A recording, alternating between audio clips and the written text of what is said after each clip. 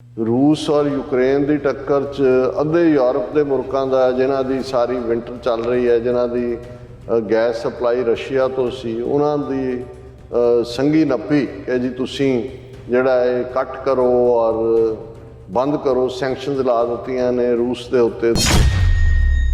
India ने इस period दे विच 33 गुणा ज़्यादा ऑयल $20 बिलियन तक की ट्रेड रूस नाल पहुँच गई। रशिया नूं एग्रैसर मनण नूं तैयार नहीं है। सिक्योरिटी कौंसल भी उन्हें ब्लॉक किया, जनरल असैंबली भी किया, इस किस्म का मता ह्यूमन राइट कौंसल दे विच भी किया। US is comfortable with the approach of India which it has taken in buying oil from Russia, and added that her country is not looking for sanctions for sanctioning New Delhi, as the relationship between the two countries is most consequential. ਇੱਕ ਤਾਂ ਹੁੰਦਾ ਵੀ ਤੁਸੀਂ ਜਿਹੜਾ ਉਹ ਬਚਣ ਦੀ ਕੋਸ਼ਿਸ਼ ਕਰਦੇ ਹੋ ਜਵਾਬ ਦੇਣ ਤੋਂ, ਜਾਂ we are monitoring, we are watching, ਉਹ ਡਿਫੈਂਡ ਕਰ ਰਹੀ ਹੈ ਇੰਡੀਆ ਨੂੰ ਐਕਸਟਰਾ ਜਾ ਕੇ ਕਿ ਬਈ ਸਾਡੀ ਰਿਲੇਸ਼ਨਸ਼ਿਪ ਇੰਨੀ ਕੌਨਸੀਕੁਐਂਸ਼ੀਅਲ ਹੈ ਕਿ ਇਹ ਅਸੀਂ ਬਿਲਕੁਲ ਕੰਫਰਟੇਬਲ ਹਾਂ ਜੇ 33 ਗੁਣਾ ਜ਼ਿਆਦਾ ਵੀ ਉਹਨੇ ਆਇਲ ਖਰੀਦ ਲਿਆ।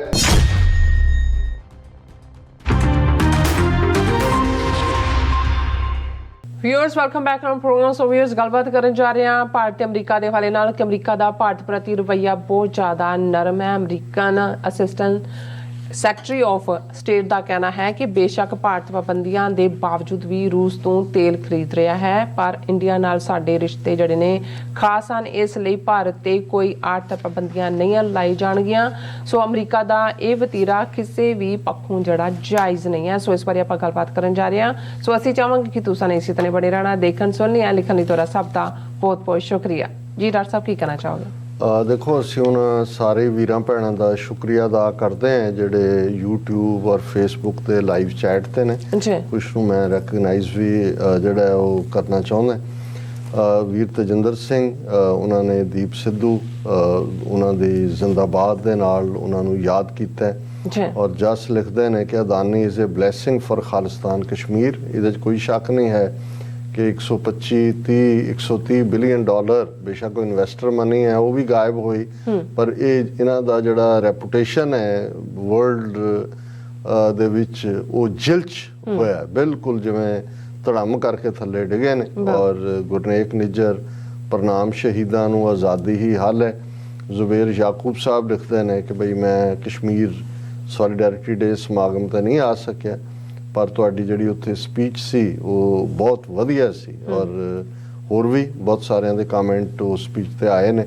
ते जिहड़े साडे वीर भैण खास तौर ते पंजाब च दिलचस्पी रखते हैं वो जे गूगल कर लैण, road from Lahore to Srinagar goes via Amritsar, इस दे थल्ले कि खालिस्तान की आज़ादी नाल कश्मीर की आज़ादी जुड़ी हुई है। 14-15 मिनट की वो स्पीच है, साडे दर्शकों वालों काफ़ी उसनूं पसंद किया गया। इसे तरह काला सिंह, सुरजीत कौर, बलजीत वड़ैच उन्होंने तुहानू भी और मैनू भी फतेह लिखी है। फतेह जी। और किंग एल जिहड़े सब तो पहला आने वाले व्यूअर्स चों हुंदे ने उन्होंने वैलकम किया और असी सब दा शुक्रिया अदा करते हैं। देखो हालां असी खुद ही इस अखाण नूं बार बार दोहरांदे हैं कि सियासत दे विच कोई पक्का दोस्त या दुश्मन नहीं हुंदा, हित हुंदे ने किते किथे जुड़े हुए ने। पर कई बार फिर भी इस गल का अफसोस भी हुंदा है कि भी खास तौर पे अमरीका वर्गा मुल्क जिस नूं असीं अपना टिकाणा बनाया, साडा अडॉप्टेड मुल्क है, और इन्हां दा जिहड़ा कई बार रवैया इंसानी पक्षों जिवें हैल्प है जां दूजा है, जे हुण टर्की च जां दूसरा सब तो पहलां पहुँचते हैं, इहदे च भी कोई शक नहीं है कि यूनाइटेड नेशनस का भी बहुत वड्डा बजट का भार चुक्या हुंदा है, होर भी है। लेकिन हर थां कुछ ना कुछ लाना ते बुझाना जिहदे थल्ले ठीक है वैपन एक्सपोर्टिंग कंट्रीज़ ने, इन्हां नूं ये सूट भी करदा है। लेकिन जे तुसीं इक्को वेले इखलाक दी डोंडी भी पिट्टो, इखलाक दा ढंडोरा भी पिट दिओ, ते नाल दी नाल तुसीं सियासी बद इखलाकियां भी कर रहे हो, ते ये फिर सूट नहीं करदा। फिर जां तां ये जिहड़ा अपने पाया होया लबादा बुरका या मखौटा इंसानियत और ह्यूमैनिटेरियनिज्म और जस्टिस और दूजा इनू ला दो, फिर तो ठीक है। ਤੇ ਇਸ ਪੱਖੋਂ ਜੋ ਚੀਨ ਕਰਦਾ, ਜੋ ਰਸ਼ੀਆ, ਉਹਨਾਂ ਤੋਂ ਐਕਸਪੈਕਟ ਵੀ ਨਹੀਂ ਹੁੰਦਾ ਕਿਉਂਕਿ ਡਿਕਟੇਟਰ ਨੇ, ਕਮਿਊਨਿਜ਼ਮ ਹੈ ਨਾ।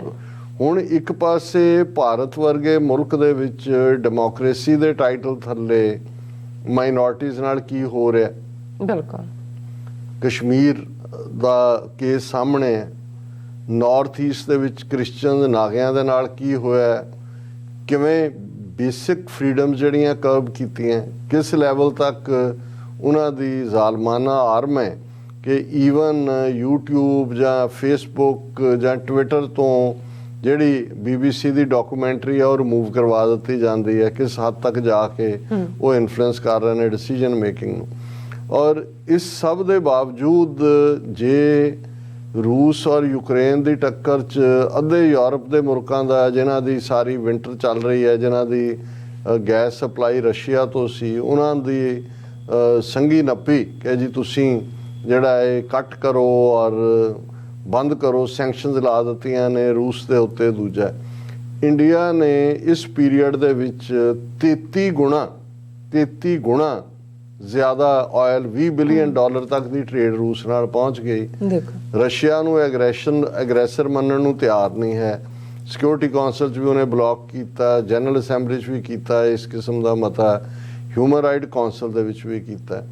ਔਰ ਜਦੋਂ ਇਹ ਗੱਲਬਾਤ ਵੀ ਹੋ ਰਹੀ ਹੈ, ਉਹਨਾਂ ਦਾ ਅਜੀਤ ਡੋਵਾਲ ਜਿਹੜਾ ਅਲਟੀਮੇਟਲੀ ਸਭ ਕਰਤਾ ਧਰਤਾ ਹੈ ਇਸ ਵੇਲੇ, ਉਹ ਮਾਸਕੋ ਦੇ ਵਿੱਚ ਬੈਠਾ ਪੁਤਿਨ ਦੇ ਨਾਲ ਜੱਫੀਆਂ ਪਾ ਰਿਹਾ ਔਰ ਬਾਕੀ ਡਿਸਕਸ ਹੋ ਰਿਹਾ। ਹੁਣ America the assistant secretary of state, ਉਪ ਵਿਦੇਸ਼ ਮੰਤਰੀ ਜਿਹੜੀ ਉਹਦਾ ਬੀਬੀ ਦਾ ਨਾਂ ਹੈ ਕੇਰਨ ਡੌਨਫੀਲਡ, ਉਹ ਇੱਕ ਟੈਲੀਕਾਨਫਰੰਸ ਜਿਹੜੀ ਰੂਸ ਦੇ ਉੱਤੇ ਸੈਂਕਸ਼ਨਸ ਔਰ ਦੂਜੇ ਤੀਜੇ ਨੂੰ ਲੈ ਕੇ ਚੱਲ ਰਹੀ ਹੈ, ਉਹਦੇ 'ਚੋਂ ਕਹਿ ਰਹੀ ਹੈ ਕਿ ਭਾਈ US is comfortable with the approach of India which it has taken in buying oil from Russia, and added that her country is not looking for sanctions for sanctioning New Delhi, as the relationship between the two countries is most consequential.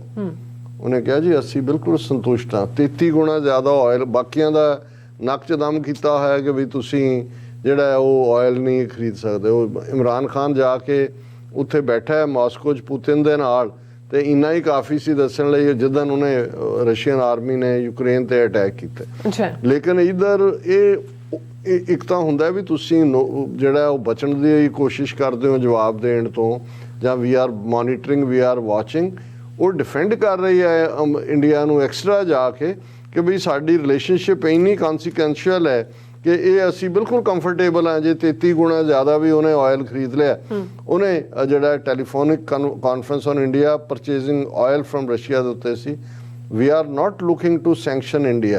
Our relationship with India is the most consequential relationship. ਇਹ repeat ਕਰਦੀ ਹੈ ਕਿ ਬਈ ਅਸੀਂ, ਉਹਨੇ ਕਿਹਾ ਜੀ ਦੇਖੋ ਇੰਡੀਆ ਨੇ ਯੂਕਰੇਨ ਦੇ ਨੂੰ ਹਿਊਮੈਨੀਟੇਰੀਅਨ ਹੈਲਪ ਤਾਂ ਪ੍ਰੋਵਾਈਡ ਕੀਤੀ ਹੈ ਨਾ, ਔਰ ਮੋਦੀ ਨੇ ਵੀ ਪਿੱਛੇ ਜੇ ਇਹ ਕਿਹਾ ਸੀ, ਵੀ welcome PM Modi's assertion that today's era is not of war, and his comments on November 2022 G20 summit in Bali calling from dialogue and diplomacy.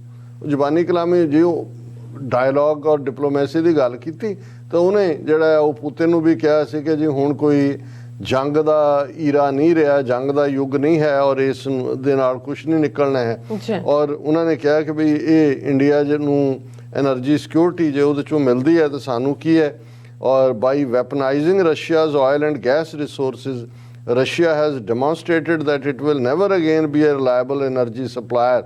It also caused a short spike in global oil and gas prices, which continue to ripple around the world. ਹੁਣ ਇਸ ਸਾਰੇ ਚੋਂ ਇਹ ਆਪਣੀ ਕੁਛ ਨਾ ਕੁਛ ਕੱਢਣ ਦੀ ਕੋਸ਼ਿਸ਼ ਕਰ ਰਹੇ ਨੇ, ਪਰ ਮੇਰੇ ਲਈ ਇਹ ਥੋੜਾ ਜਿਹਾ ਤਕਲੀਫਦੇਹ ਹੁੰਦਾ ਹੈ ਕਿਉਂਕਿ ਜਦੋਂ ਅਸੀਂ ਇਸ ਮੁਲਕ ਦੇ ਬਾਰੇ ਦੇਖਦੇ ਤੇ ਸਾਨੂੰ ਇਹ ਲੱਗਦਾ ਹੁੰਦਾ ਹੈ ਕਿ ਭਾਈ ਚਲੋ ਕਿਤੇ ਤਾਂ ਜਾ ਕੇ ਜਿਹੜਾ ਉਹ ਇਖਲਾਕ ਔਰ ਹਿਊਮਨ ਰਾਈਟਸ ਇਸ ਦਾ ਰੱਖੋ। ਔਰ ਇੰਡੀਆ ਜਿਹੜਾ ਵਰਸਟ ਵਾਇਓਲੇਟਰ ਹੈ ਹਿਊਮਨ ਰਾਈਟਸ ਦਾ, ਇਕੱਲਾ ਇਹੀ ਨਹੀਂ ਕਿ ਉਹ ਰਸ਼ੀਆ ਦੀ ਕੱਛ 'ਚ ਵੜਿਆ ਹੋਇਆ, ਕੁੱਲ ਮਿਲਾ ਕੇ ਜੋ ਕੁਛ ਉੱਥੇ ਚੱਲ ਰਿਹਾ ਇਹੀ ਨਹੀਂ ਵੀ ਉਹ ਓਵਰਲੁੱਕ ਕਰ ਰਹੇ ਨੇ, ਰਾਦਰ ਡਿਫੈਂਡ ਕਰ ਰਿਹਾ ਹੈ ਉਹਨਾਂ ਦਾ ਅਮਰੀਕਾ ਦਾ ਵਿਦੇਸ਼ ਮੰਤਰਾਲਾ ਜੀ ਸਾਨੂੰ ਕੋਈ ਇਤਰਾਜ਼ ਨਹੀਂ ਆਇਲ ਲੈਣ ਦੇ। ਦਾ ਮਤਲਬ ਹੈ ਉਹ ਜੋ ਜ਼ੁਲਮ ਕਰ ਰਹੇ ਨੇ ਆਪਣੀਆਂ ਮਾਈਨੋਰਟੀਜ਼ ਦੇ ਉੱਤੇ ਉਹਦੇ ਦਾ ਵੀ ਕੋਈ ਇਤਰਾਜ਼ ਨਹੀਂ। ਔਰ ਇਹੀ ਕਾਰਨ ਸੀ ਕਿ ਜਦੋਂ BBC ਡਾਕੂਮੈਂਟਰੀ ਦਾ ਪਹਿਲਾ ਸਵਾਲ ਵਾਈਟ ਹਾਊਸ ਦੇ ਜਿਹੜਾ ਸਪੋਕਸਪਰਸਨ ਨੂੰ ਪੁੱਛਿਆ ਗਿਆ ਸੀ ਤਾਂ ਉਹਨੇ ਕਿਹਾ ਸੀ ਜੀ ਮੈਂ ਤਾਂ ਦੇਖੀ ਨਹੀਂ ਹੈ ਫਿਲਮ, ਪਰ ਸਾਡੀਆਂ ਮੱਚ ਮੋਰ ਡੀਪਰ ਟ੍ਰੈਡੀਸ਼ਨਲ ਔਰ ਦੂਜੀਆਂ ਜਿਹੜੀਆਂ ਨੇ ਉਹ ਰਿਲੇਸ਼ਨਸ਼ਿਪਸ ਨੇ ਇੰਡੀਆ ਨਾਲ। ਇਹ ਕਹਿਣ ਦਾ ਮਤਲਬ ਸੀ ਕਿ ਇਹਦੀ ਅਸੀਂ ਪਰਵਾਹ ਨਹੀਂ ਕਰਦੇ ਵੀ ਮੋਦੀ ਨੇ 2002 ਚ ਕੀ ਕੀਤਾ। ਹੁਣ ਇਹ ਆਪਣੇ ਲਾਅ ਨੂੰ ਵਾਇਲੇਟ ਕਰ ਰਹੇ ਕਿਉਂਕਿ 12 ਸਾਲ ਜਿਹੜਾ ਹੈ ਉਹ ਪਾਬੰਦੀ ਮੋਦੀ ਦੇ ਉੱਤੇ ਰਹੀ ਪਰਸੋਨਾ ਨਾਨ ਗ੍ਰੈਟਾ ਦੇ ਤੌਰ ਤੇ, ਕਿਉਂਕਿ ਇਹਨਾਂ ਦੇ ਆਪਣੇ US commission on international religious freedom ਨੇ ਉਹਨੂੰ ਦੋਸ਼ੀ ਮੰਨਿਆ ਸੀ ਗੁਜਰਾਤ 'ਚ 2002 ਦੇ ਜਿਹੜੇ ਮੁਸਲਮਾਨਾਂ ਦੀ ਨਸਲਕੁਸ਼ੀ ਦੇ ਲਈ। ਸੋ ਇਹ ਮੈਂ ਸਮਝਦਾ ਵੀ ਜਿੱਥੇ ਅਸੀਂ ਬਾਕੀ ਮੁਲਕਾਂ ਦਾ ਦੇਖਦੇ ਹਾਂ ਯੂਰਪ ਜਾਂ ਦੂਜੇ 'ਚ ਕਿ ਵੀ ਬਹੁਤ ਸਟੂਪ ਲੋ ਹੋ ਰਿਹਾ, ਇਹਨਾਂ ਨੇ ਵੀ ਜਿਹੜਾ ਬਣਿਆ ਬਣਾਇਆ ਕੁਛ ਚੰਗਾ ਵੀ ਸੀ ਉਹਨੂੰ ਵੀ ਇਹ ਰੋੜਨ ਤੇ ਲੱਗੇ ਹੋਏ ਨੇ। ਬਿਲਕੁਲ ਡਾਕਟਰ ਸਾਹਿਬ ਤੁਹਾਡਾ ਬਹੁਤ ਬਹੁਤ ਸ਼ੁਕਰੀਆ। ਸੋ ਲੈਣ ਬ੍ਰੇਕ ਫਿਅਰਸ ਤੁਸੀਂ ਇਸੇ ਤਰ੍ਹਾਂ ਹੀ ਬਣੇ ਰਹਿਣਾ, ਮਿਲਦੇ ਹਾਂ ਆਫਟਰ ਦਿਸ ਸ਼ਾਰਟ ਬ੍ਰੇਕ।